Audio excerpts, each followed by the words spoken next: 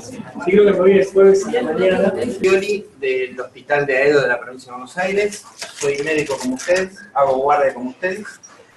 Y el tema a tratar es imágenes, donde predominantemente voy a tratar de hacer una comparación de la radiografía con la tomografía, pero el desarrollo del tema predominante obviamente va a ser con una radiografía portátil, que es la herramienta que más tenemos y que parece que todos conocemos, que se discute, pero no sé cuánto nos aporta en este momento a hacer un estudio complementario.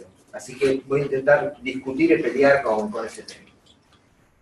Lo primero que quiero dejar en claro es que les recuerdo, si todos sabemos, que la imagen que nosotros aprendimos de una radiografía de tórax está aprendida de lo que se llama la tele. La tele se hace en una sala de rayos, no en terapia intensiva. Se usa un tubo que está a 2 metros del paciente, donde eso nos hace una menor divergencia de los rayos.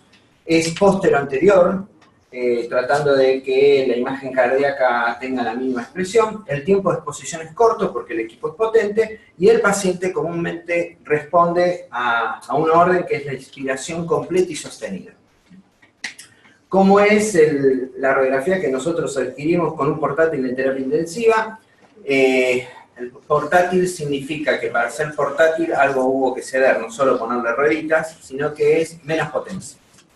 El tubo comúnmente, si ustedes recuerdan, cuando lo ponen cerca del paciente no está ni a 1 metro, puede ser hasta medio metro, 1 metro, si ustedes se dedican a molestar al técnico para que haga una placa de buena técnica. La posición es antero-posterior, o sea, ya estamos cediendo que la imagen cardíaca y el diafragma nos está tapando parte del parénquima pulmonar. El tiempo de exposición es variable, el paciente está en ventilación mecánica, cerebro relajado, el paciente está asincrónico, o el paciente está en terapia intensiva en ventilación espontánea, pero probablemente esté taquipneico. Así que el tiempo de exposición es variable, no sostiene la inspiración y aparte no es controlable, y nos genera imágenes con algún tipo de movimiento que es un defecto técnico. Tanto uno puede confundirse de que a la izquierda hay una placa tele, que nos enseña la tele normal, y a la derecha la misma placa, el mismo paciente, un segundo después hecho con una expiración forzada. Y ambas placas en el mismo paciente, en la misma situación, tienen diferentes imágenes que nos podrían confundir. Por ejemplo, que la derecha parece que tuviera lo que ustedes denominan redistribución de flujo, congestión, agua pulmonar, que la imagen cardíaca, el índice cardiotorácico está aumentado. Al que le interesa, me parece que las placas son normales, no importa que uno tiene más parénquima que el otro. Y eso es fundamental. Una tiene más parénquima que el otro para ver. Así que, si uno tiene que comparar a los dos equipos y dice, yo estoy perdiendo potencia, pero la tengo en terapia intensiva, y aprendí desde la imagen tele, ¿qué certeza tengo de que técnicamente las dos placas yo puedo transferir la misma información? Y bueno, por ejemplo, este trabajo reciente que está por publicarse compara un servicio técnico, está viendo los costos efectivos, pero un servicio técnico está comparando la efectividad de los dos y lo que hacen es descubrir tuberculosis en terapia intensiva. Y la sensibilidad y la especificidad es alta. Así que en un principio podríamos decir, sin analizar muchas variables más, que un portátil es bueno en terapia intensiva para tener una imagen en la cual, como nosotros hemos aprendido, nos sirve para hacer la imagen. Así que vamos a meternos en el tema que nos interesa, y la primera pregunta es si la radiografía en terapia intensiva constituye un examen de rutina. Todos lo hacemos de rutina. Podrá alguno decir que no, pero si uno se analiza sus pasos previos, van a ver que la placa casi es de forma rutinaria, ni se pide una placa. Más se aprovecha que viene el técnico y se le va pidiendo a todos los pacientes, hasta el jefe de guardia, a todos. Se le pide hasta el que va a pasar a piso, el que recién le hizo una vía central, a todos se le va a pedir una placa, porque hay que aprovechar que vino el técnico. Así que, ¿qué eficacia tiene de pedir a todos en forma rutinaria? Para ir armando esto, de qué fundamento tiene discutir si la placa rutinaria es buena, lo que habría que ver es qué eficacia hay de la propia placa que ya se saben que se viene sacando. Este tema en discusión lleva 10 años, les aviso. No sé si ustedes se han enterado, pero se dio ese diseño, se discute si la radiografía rutinaria hay que hacerla en terapia intensiva. Y la terapia intensiva avanzó estos 10 años, tanto que ahora tenemos placas digitales, así que fíjense la discusión cómo se alarga y no se puede tomar una decisión. La decisión la van a tomar ustedes con los elementos que dé y después cada uno va a hacer lo que quiere. Se estima que la placa en terapia intensiva, en general, hay un porcentaje que no es buena, pero la aceptás, que no es buena. Depende de los trabajos a qué constituyen calidad, entre el 6 y el 37%. O sea, si uno es crítico, diría una de cada 3 placas que hacen en mi servicio no es buena y la estoy aceptando para tomar una decisión. Supuestamente las placas las tomo para tomar una decisión. ¿Pasiva o activa? Acuérdense, si hacen una placa y no hacen nada, es pasiva, pero tomar una actitud. Así que los factores que influyen en esa placa que uno tiene que considerar si es de buena técnica o no, para aplicar mis conocimientos que tengo en la tele, para tomar una decisión si va a ser pasiva o activa, tiene que ver con la calidad de película, la rotación del paciente, el kilovoltaje que estoy usando, la variación de la posición, el grado de inspiración y la masa corporal. Y de ahí viene todo lo que ustedes conocen, si está penetrada, no penetrada, completa, no completa. Así que empecemos. Esta placa, ¿qué les parece? Así.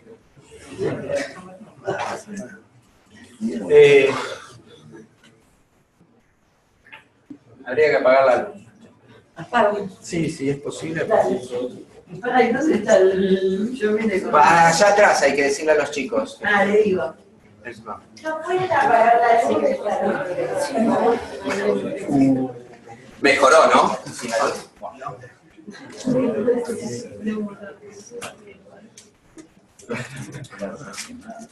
Esta es una típica placa que se aceptó, en el servicio mío, así que es totalmente discutible que ustedes pueden aceptar mejores placas. Pero es una placa un portátil. No usamos digital, todavía no está computarizada, así que la vieja placa de un chasis de los que se llaman azul, que son los más nuevos, que otorgan la mejor sensibilidad, y un equipo bastante nuevo que tenemos. Lo cual no tiene menos potencia, pero tiene potencia, tiene kilovoltaje para poder tirar. Así que la primera pregunta es, ¿esta placa es buena o mala? ¿Y por qué es mala?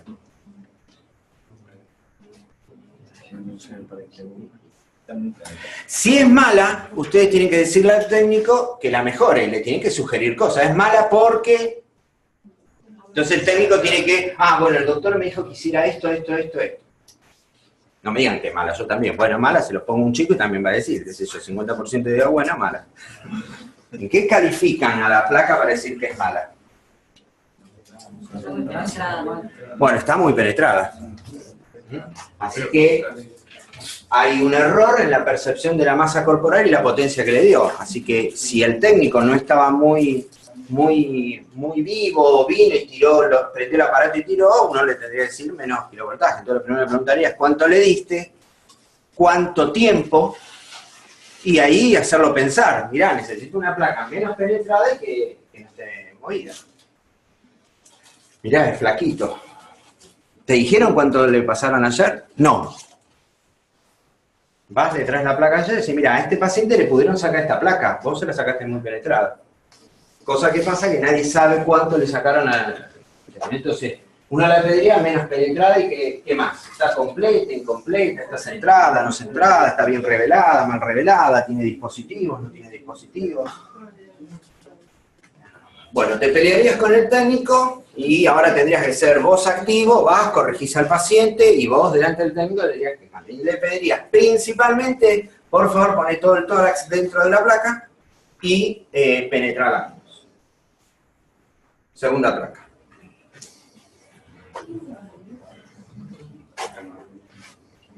Primera placa, ¿podían tener algún tipo de percepción de cuál era la alteración? La segunda, ¿la pueden describir? ¿Qué les parece que es la segunda?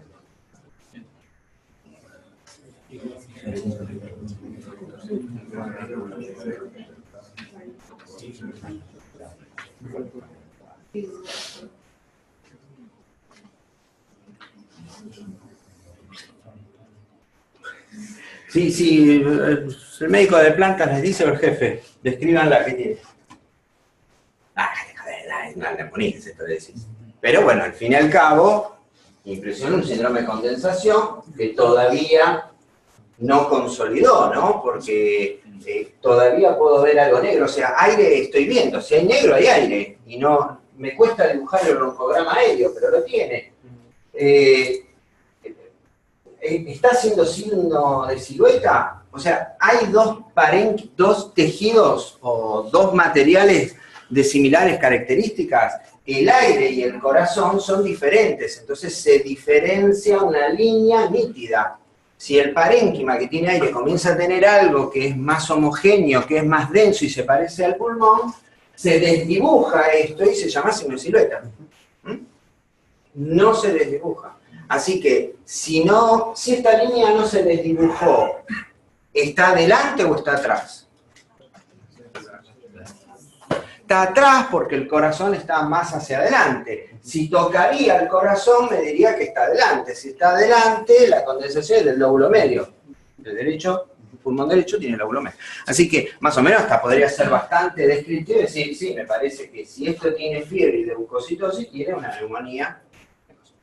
Lo que no sé es si es el comienzo de una neumonía o no, porque la placa de ayer, mirá si no tenía placa y no sabía.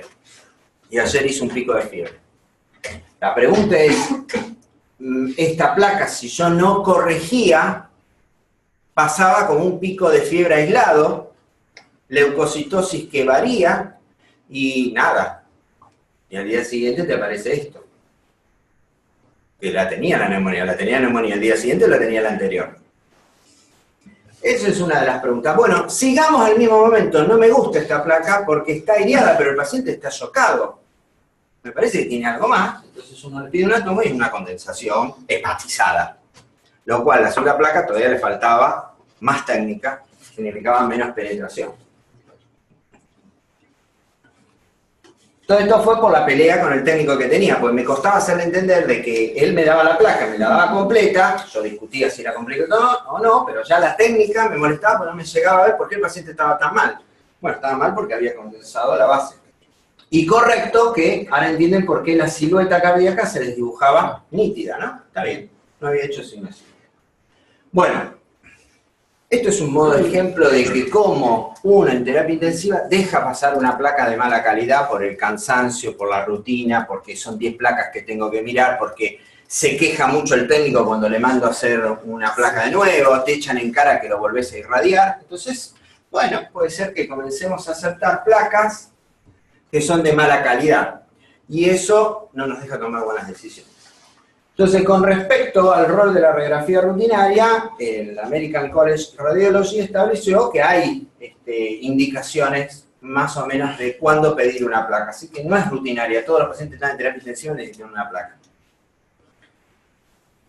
Así que las vamos a ir viendo.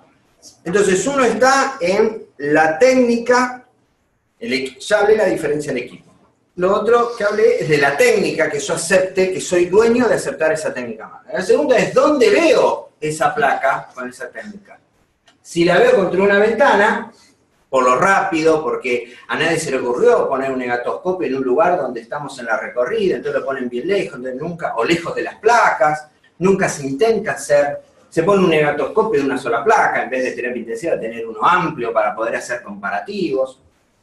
Bueno, y no hace lo que hace un médico especialista en imágenes, que él tiene un negatoscopio amplio, con buena luz, en una mesa y sentado.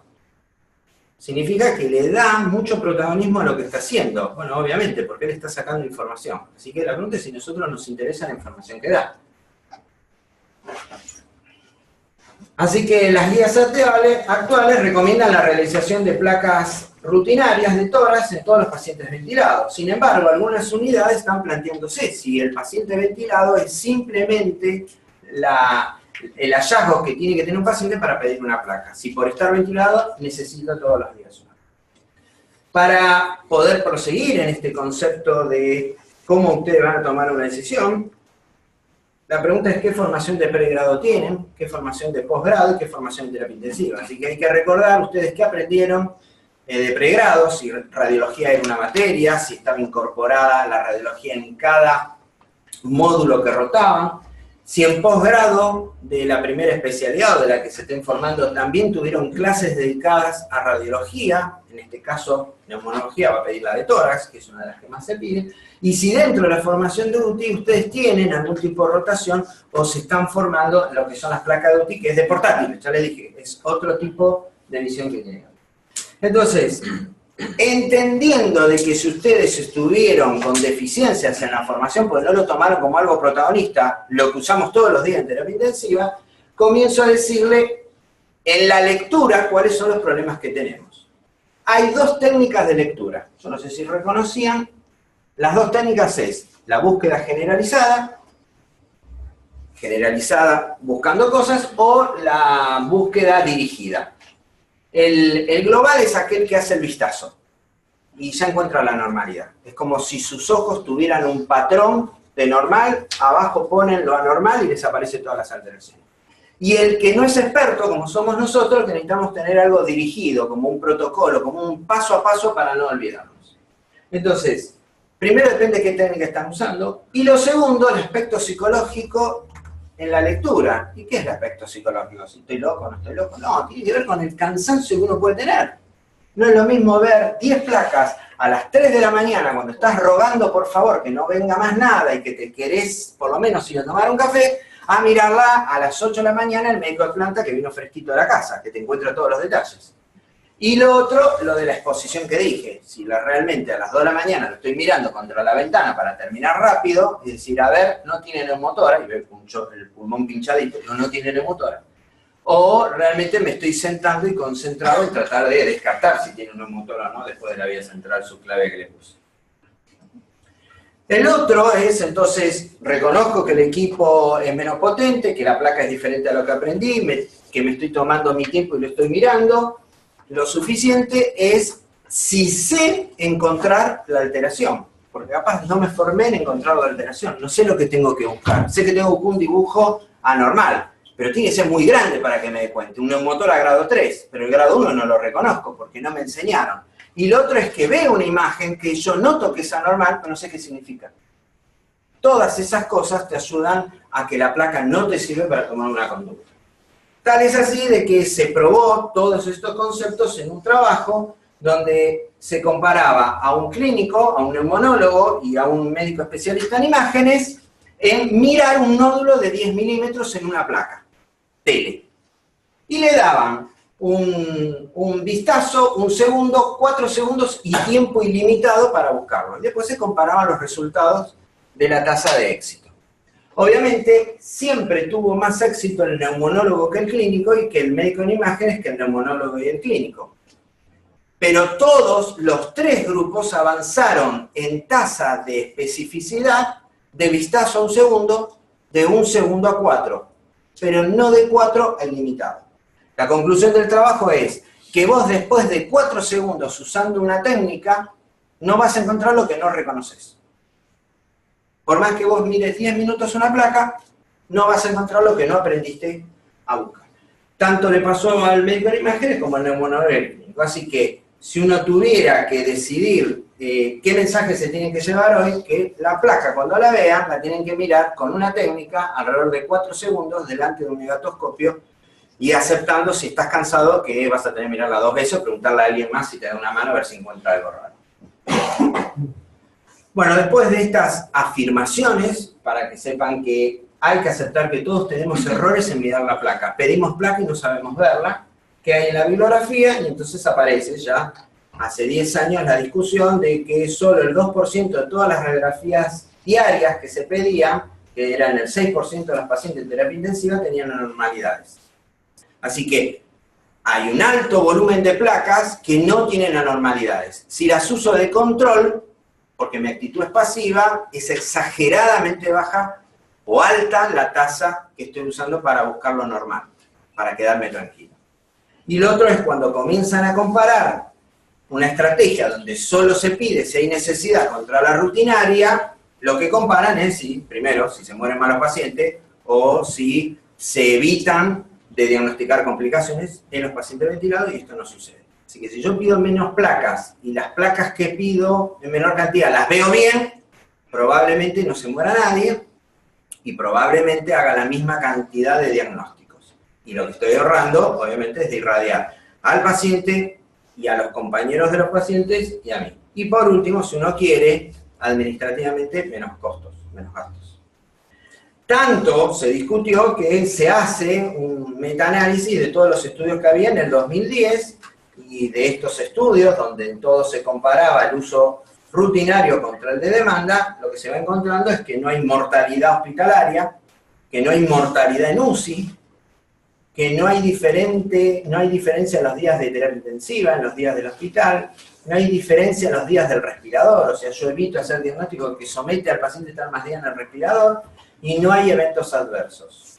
Así que cuando uno tiene que decidir a pedir una placa, probablemente el hacerla a demanda, no estoy haciendo una mala medicina. Y estoy ahorrando de irradiar a los pacientes. Como les dije, este trabajo que usa los datos del Medical Care, se supone de que las personas cuando lleguen a los 70 años ya van a tener una incidencia positiva, con la cantidad de placas que se está pidiendo ahora, positiva para cánceres de huesos, de órganos macizos. Así que hay preocupación en la cantidad de rayos que se está usando. Imagínense hasta los nuevos tomógrafos que ahora están dando mucho más radiación, tal es así que hay tomografías ahora de poca radiación, de baja radiación, que se hacen con una técnica diferente. Fíjense la preocupación que hay. Bueno, entonces entendido de lo técnico, de la decisión de que pedir placas significa que hay que saber pedirlas y poder leerlas. Lo segundo es que si yo utilizo esta estrategia, los pacientes no tienen un efecto adverso y no se mueren más. Lo tercero es qué indicaciones tiene una portátil. Entonces, vayamos al tema. Y fíjense que si uno quiere poner esto que es los criterios de pacientes en terapia intensiva de lo que es la Asociación de Radiología, pone una escala. 1, 2, 3, usualmente no apropiado. 4, 5, 6, tal vez sea apropiado, y 7, 8 y 9, usualmente apropiado. Cuando entra un paciente en terapia intensiva, probablemente es usual que le tengamos que pedir una placa. Nosotros a todos le pedimos. Si trae uno de la guardia, le volvemos a pedir uno en terapia intensiva porque le vamos a hacer la vía central, o porque le vas a hacer algo, porque quiere controlar el tubo, pues se movió. Lo otro es si el paciente está estable y no tiene cambios clínicos. Esto es muy subjetivo, fíjense que es usualmente no apropiado, pero le seguimos pidiendo el que es el rutinario. Los pacientes con trabajo clínico, o sea que tienen fiebre, que tienen algo que cambió, sí, hay que pedirle placa. Si uno le insertó algún catéter o le colocó algo de maniobra invasiva, pues posteriormente hay que pedir una placa. No dicen cuánto tiempo después. Discusión, ¿cuándo piden la placa ustedes? Y posterior a la remoción de algún tubo, sería cuestionable, pero bueno. Y, a ver, si usted hace una vía central, después tema de discusión, discutí yo con una enfermera, si uno hace una vía central, y técnicamente a vos no te pareció que la pintaste, ¿le pedís la placa inmediatamente? Y es lo mismo si es presión positiva o ventilación espontánea. Pero no solo para el neumotórax, para ver que la vía esté bien colocada, a veces se va para otro lado y no se va a colocar. Sería un buen punto. Pero no le pedís más placas después. No. ¿Y si tiene neumotórax? ¿Pero le lleva más tiempo hacerlo? Ahí se le pediremos la clínica. O sea, ahí te va a cambiar la clínica y la condición del cambio de clínica va a condicionar que pierda una nueva placa. O sea, cuando vos colocás el catéter no te das cuenta que se va a otro lado. La cuerda de piano no tiene resistencia. No. Te falta poner vías. Probable. Sí, la cuerda de piano uno se da cuenta para dónde va. Tiene resistencia cuando la insertás. No, pero a veces se pasa, se mete en la subclavia, poniendo el yugular y se te mete en la subclavia del otro lado en vez de disparar. Decís que no te cuesta cuando la insertás. No. Y no te das cuenta cuando pasás la cuerda de piano que se fue para otro lado. O sea, no hay resistencia. Cambiaron los CT, porque los que yo uso sí, se nota que tiene resistencia, que lo puse mal. Colocás y vos ves cuando probás el movimiento de la cuerda de piano, notas una pequeña resistencia. Y esa te genera una duda. Entonces volvés a mover la cuerda de piano y comenzás a notar que no tiene el trayecto de cuando va derecho. Eso es lo que nos da la técnica de Seligman. No es que solamente me sirve para poner el catéter, es que le da una sensación a lo vascular de que estás en otro lado, no solo fuera del catéter, que eso obviamente es evidente y es lo primero, sino si tiene trombosis, muchas cosas te das cuenta moviendo la cuerda de piano. Pero bueno, sí, bueno, a mí me parece que uno puede esperar. Según el paciente en la condición que está, puede esperar. No necesito hacerla ya y gritar que vengan a las 2 de la mañana a hacer la placa. Puedo tomar un tiempo. Pero bueno, sí, eso depende de cada uno. Por eso dije la decisión de cada uno. Bueno, indicaciones, dice la asociación, vía aérea. ¿Cuáles son las dos alteraciones que ven en estas placas?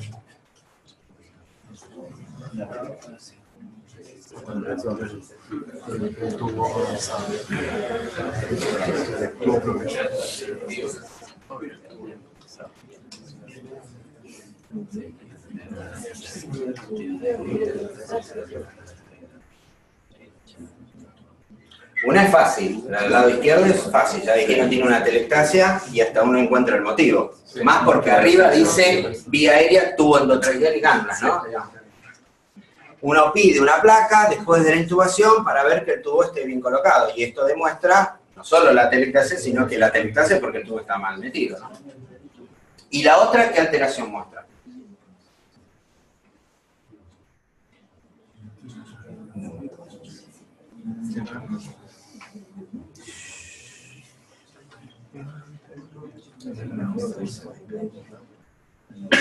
Muestra varias, pero arriba sigue diciendo vía aérea, o sea que sería fácil.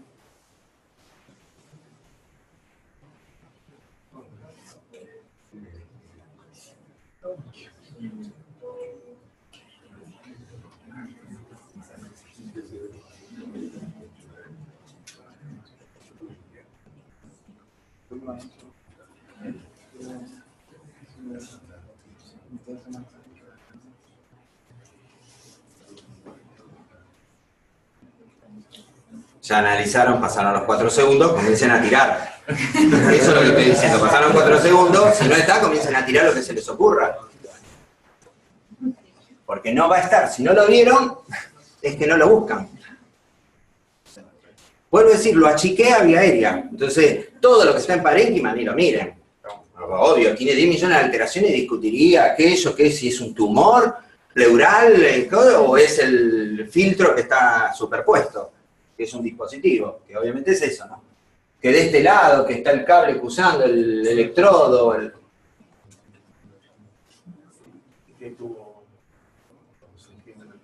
O sea, está desviada la vía aérea, tiene como una curvatura.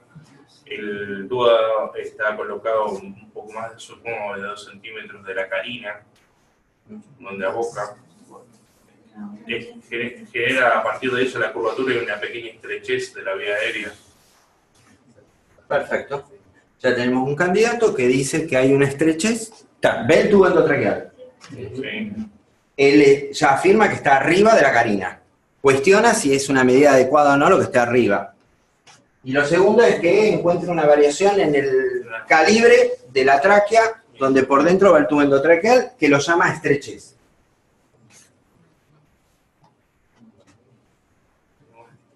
Necesito el grupo ponente.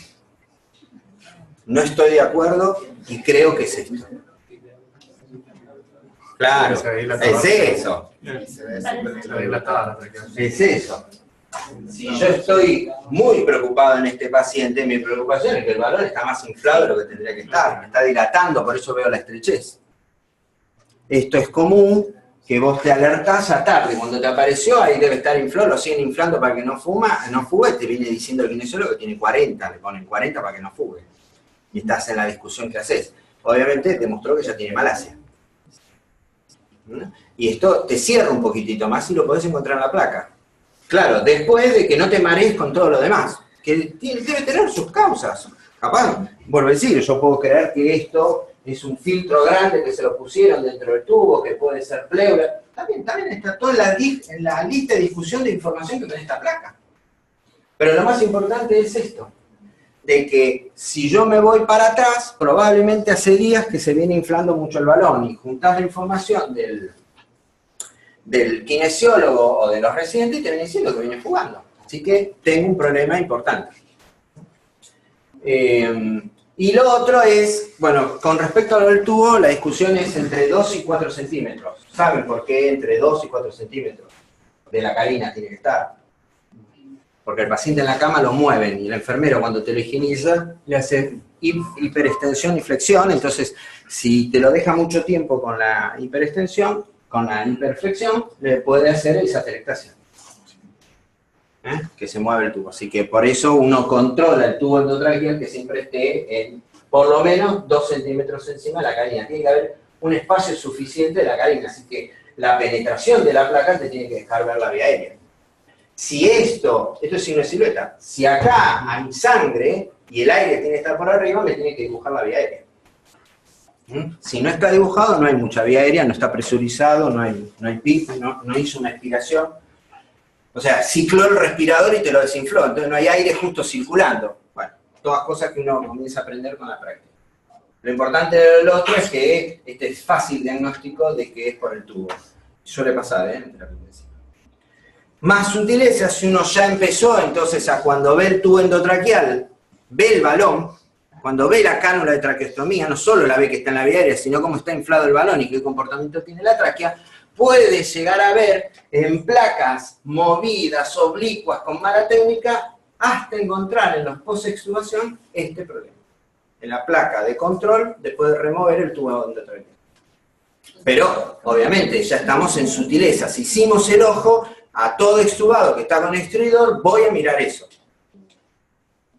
No es que lo espero encontrar, lo voy a buscar. Eso es lo que digo cuando uno comienza en su técnica a incorporar. Bueno, las ondas, que se discute si con la confirmación por ocultación es suficiente para empezar. Saben que eso está discutido y sigue ganando que hay que pedir la placa después de la inserción. Excepto que la hagas con un endoscopio, o que la hagas con una laringo directa de ustedes que con el laringo hacen la intubación a través de uno de los dos senos, del esófago de la sonda. Están seguros que pasó.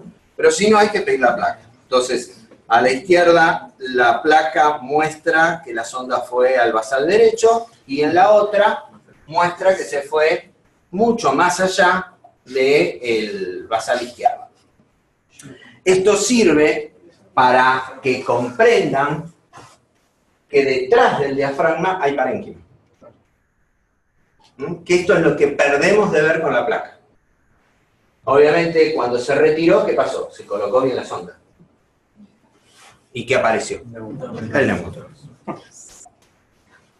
Así que, si uno puso en la vía aérea la sonda vesical, la sonda nasogástrica, y no le pasó la alimentación, pero hizo fuerza, busquen que no tengan neumotoras. No solo es cambiarle, sino busquen que no la tengan. Catéteres venosos centrales. ¿Cuáles son las anomalías acá? ¿Las ven?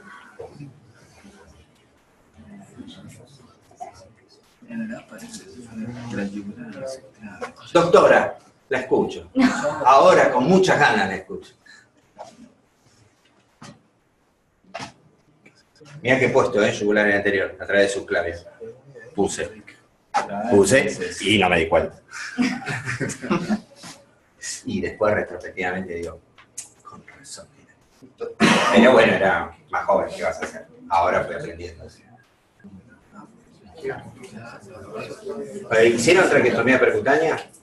Bueno, viste que también notás. Cuando estás en la vía aérea se mueve tranquila la cuerda del piano. Cuando estás haciendo algo mal, se mueve, pero en tu mano te dice no está en la vía aérea, o está doblado o se fue para el otro lado de la cuerda del piano.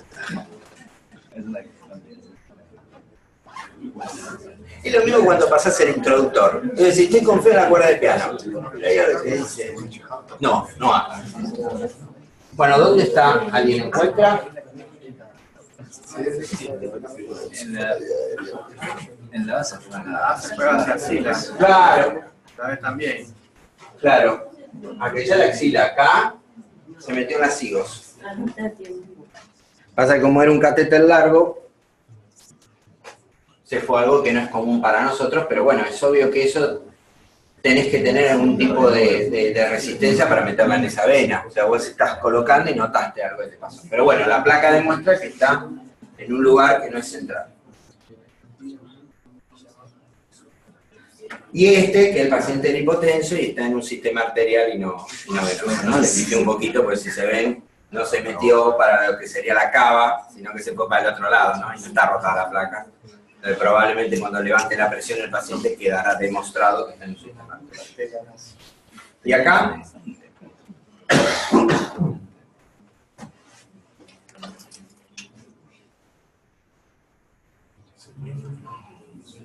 un testarudo que a la jeringa le entraba un poco de sangre y parecía que colapsaba la vena y hacía fuerza y metió la cuerda de piano y testarudo la metió y progresó todo. Entonces, está por algo que parece la subclavia, pero dejó su trayecto trabajado, ¿no? Entonces tiene una lesión vascular con sangrado. Está en la vena, pero ha hecho traumatismo. Entonces en la placa uno encuentra, si vos tenés antes, no tenés ese aumento del mediastino superior y ahora lo tenés, esto es algo anual.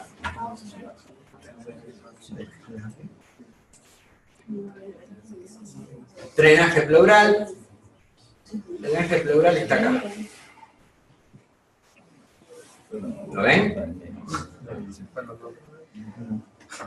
¿Y cómo decía el cirujano que lo puso para abajo? ¿Te atreves a llamarlo? ¿Se le venía animal que lo pusiste para abajo? Y no, hay muchas veces que le tenés miedo, entonces haces una tomografía y se lo demostrás que se puso para abajo. Pero uno tiene que seguir el trayecto del drenaje pleural y tratar de entenderlo, si es anterior, si es posterior. Hay drenajes comerciales que tienen la línea y te muestran dónde están los orificios, entonces puedes saber si están los 3 orificios dentro del tórax, si están cerca del mediastino, todo eso uno se tiene que ir fijando en la placa, no es solo mirar el drenaje dónde está. Acá.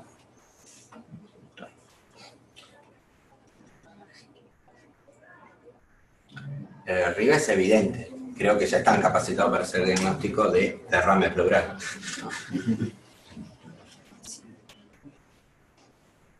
Y por favor no pidan endoscopía para destapar esa telectasia. No, por favor no pidan, porque es pasiva y no activa. Bueno, un derrame arriba. ¿Y abajo qué es? Otro derrame, doctor. ¿Y qué diferencia hay si los puse? No miren lo del lado, miren más lo de la izquierda, no miren lo de la derecha. Claro, es eso. Tanto que la tomo se le hicieron con contraste y ¿qué encuentran? Tiene engrosamiento de la placa.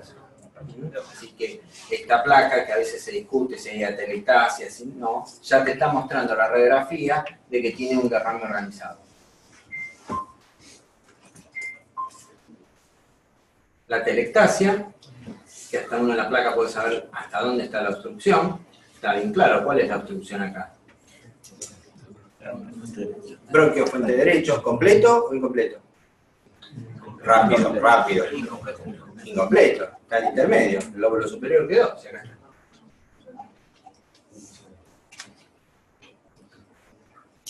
Síndrome de condensación, que es ocupación alveolar, y uno puede tener, como vimos en la placa esta, ¿no? Que es muy parecida a si uno hubiera tenido esta técnica de esa primera placa que les mostré, donde hay un programa aéreo, y que esto puede progresar. Entonces, esta imagen, imagínense en tomografía cuánta magnificación y expresión nos da. Y esta es la imagen que vamos a tener en el parénquima. ¿Por qué existe broncograma aéreo? ¿Lo saben? ¿Cuál es la explicación del broncograma aéreo? ¿Por qué queda el aire escondido? Porque la afección es periférica hacia lo central. Va afectando y condensando el parénquima, no haciéndolo con el bronquio, a diferencia de la secreción y por atelectasia por obstrucción bronquial. Entonces, cuando hay una pérdida de volumen, acá hay pérdida de volumen y una probable hepatización. Pero acá hay pérdida de volumen del parénquima. Si esto sucede con broncograma, es más seguro que todo empezó como una neumonía. Ahora, si esto es pérdida de volumen y no encontrás broncograma, supones que tiene secreciones y en realidad lo que hay es más una bronquitis que una neumonía. Algo que cuesta verlo, pero si ustedes se lo imaginan, todo empieza con una ocupación alveolar, donde no está el intersticio, entonces no hay condensación y no va a haber broncograma y uno puede empezar a ver algo que no sabe diferenciar. Esto que no sabe qué es. Esto, sí, dice que está condensando. Esto no sé qué es. Que si uno hace una tomografía encuentra esto. Esto es una normalidad y esto es ocupación alveolar. ¿No? Eso se llama ocupación acinar, que comienza con alguna afectación alveolar desde tuberculosis, desde una vasculitis, desde gérmenes atípicos, y empieza así. Lo que pasa es que cuando uno lo ve en la placa, si busca un neumotórax grado 3, no le importa un corno lo que es un nodulillo. Y eso es lo que quiero traer a cotación. De que uno lo entrenan a buscar el neumotórax grado 3, el derrame pleural más masivo, que te olvidas que existen otros signos, y entonces uno mira eso un segundo y se va a dormir, o se va a hacer otra cosa. Edema pulmonar, que tenemos dos tipos, el no hidrostático y el hidrostático. Radiológicamente o en tomografía, ¿cómo diferenciarían uno del otro? Uno es en la base. Este edema no hidrostático tiene cosas de patrón de lo que los clínicos van reconociendo como intersticiopatía, o sea, tiene aumento de la trama reticular, puede tener a veces etapas de quistes, pero tiene algo heterogéneo y lo más importante, que con el cambio de decúbito no cambia. Así que si ustedes tienen duda, en la cama del paciente pueden hacer un decúbito para un lado y un decúbito para el otro con una placa. Pueden hacer un eco o pueden hacer una tomografía. El prono a los DIS-3 le viene muy bien aparte, entonces pueden terminar de darse cuenta. La insuficiencia cardíaca transitoriamente también le viene bien un decúbito prono, hasta que se acumule el líquido del otro lado.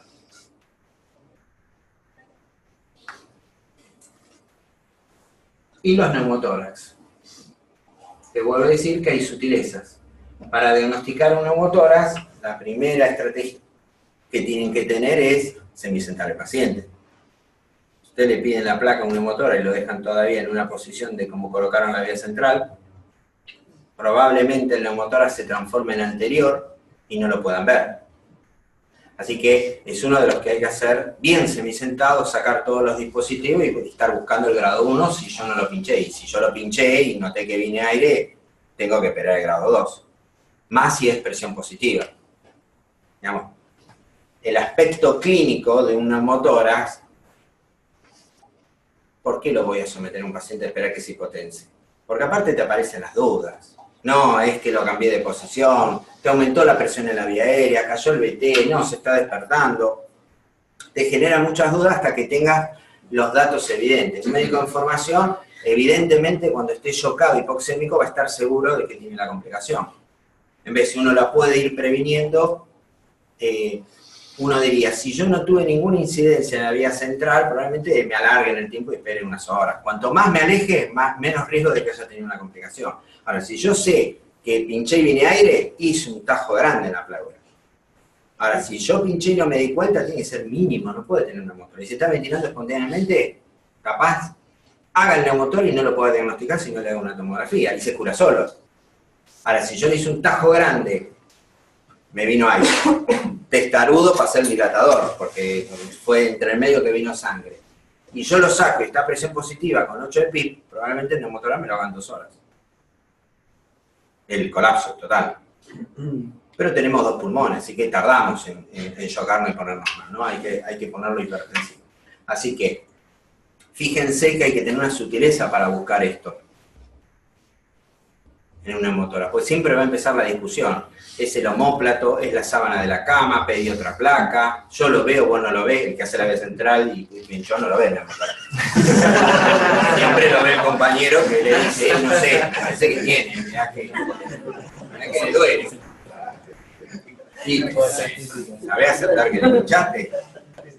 Más, hasta a veces lo defiende el residente segundo, que era el que lo supervisaba. Hasta ahí llega la defensa. Después está el residente superior que dice, no, lo vi, que era un desastre lo que estaba haciendo. Y después el planta que se hizo el boludo y no quiso pinchar mapa, no se secaron los motores. Un buen planta es el que termina. Y el motor lo hizo a él. ¿Por qué? Era malo el terreno, ¿viste? Bueno, era obvio que iba a ser el motor. Yo lo acepto, doctor, le dice aquel.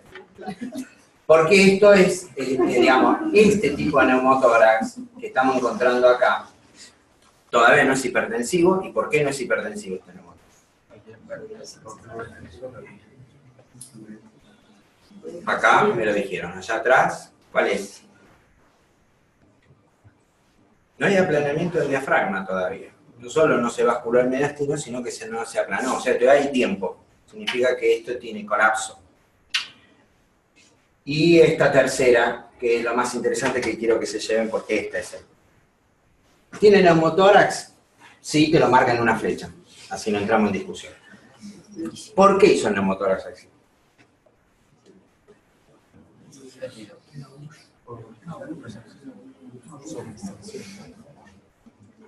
Porque un animal hizo la vía central. Aparte de eso, que no es el tema, que debe hacer eso. ¿Por qué esta imagen así? Que me confunde.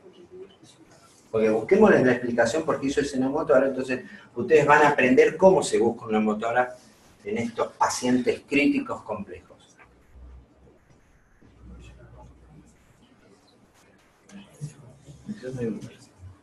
Nos podemos poner de acuerdo y decir que el neumotórax es este. Bueno, ¿por qué acá y no acá? ¿Por qué no siguió el grado 1? ¿El grado de condensación del pulmón? Claro. Nuestros distrés, cuando los pinchamos y se rompen, no van a grado 1, no van a grado 3, no se colapsan, es rarísimo. Pues si están hepatizados o están en su etapa de fibrosis o están duros, lo que te van a hacer es esto, que te condensó. Entonces, es muy sutil como hay que buscarlo, porque puede tener hipoxemia, puede tener cambios en la presión de la vía aérea, puede estar asincrónico, y es porque tiene un neumotórax que no lo puedo descubrir todavía. Uno termina, en estos casos, dos cosas tendrías que hacer. Una, ya les enseñaron, en la actualidad, bedside, una ecografía. Te genera duda, una tomografía. Pero este es el ojo que tienen que hacer. Este ojo lo hace cualquiera. Esto llevó tiempo. O es un gran agujero que tiene la pleura, o lleva tiempo. Estos son los que miras, y no vieron la placa, porque hoy es martes, el domingo lo tenían. El lunes no le pidieron placa, y hoy empezó a andar mal, le duele, se siente mal, o tiene enfisema, qué sé yo, y aparece esto. Porque recuerdan que siempre tenemos dos pulmones, ¿sabes? En este está tan al límite el intercambio gaseoso, hay tantos mecanismos de hipoxemia haciendo un juego, que probablemente este haga la gota que derrama. O sea, este es el último culpable de la hipoxemia, pero tiene un neumotórax. Por procedimiento, por ventilación, por lo que vos quieras. Pero es difícil hallarlo, porque este es muy discutible. Imagínense explicarle a un cirujano de segundo año que tiene con un drenaje pleural. Y él está buscando acá y dice, pero no sé por dónde lo voy a poner. Que te ponga un anterior. Entonces es confuso, porque terminás planta con planta discutiendo. Es decir, está ventilado, tiene neumotórax, algún mecanismo tuvo de fracción de la pleura y tengo que poner un drenaje pleural. Vos estás seguro, esa la peleás. Porque el cirujano puede ser... Si no, te va a decir, bajalo y hacer una tomo. Y con la tomo te lo va a hacer. Esos son los cirujanos de tórax que te piden la tomo. Cirujano no lo puede compensar. Bueno. ¿Preguntas?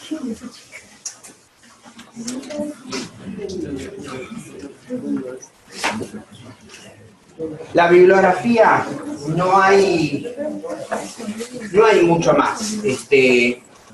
La tomografía se está usando para estas dudas, no llegó la tomografía móvil, solamente está para el cerebro, no hay en tórax. Sí saben que hay tomógrafos de 5 segundos de una imagen torácica, pero tienen que tener cerca el tomógrafo. Y uno lo está usando muchas veces para aprender. Esa imagen de tórax la estamos pasando por tomografía a la cabeza. Entonces uno ahora puede hablar más tranquilo porque a un paciente crítico le hace una placa que aprendió de otra forma y ahora por tomografía la está reprogramando de qué veo en la placa. Y la ecografía. El problema de la ecografía con nosotros es que es otro idioma.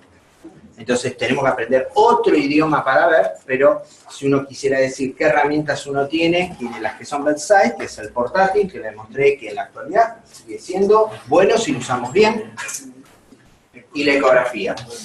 Y nos queda la tomografía, y bueno, cada vez está más accesible hasta hacer resonancia, o si uno haría en el extranjero tomografía con emisión de positrón. Tenemos muchas más herramientas que se están usando en pacientes críticos. Pero el que está en Argentina y está en el barro todavía, no tiene que descreer del portátil y tampoco desperdiciarlo. Hay una placa para justificar que tiene una placa.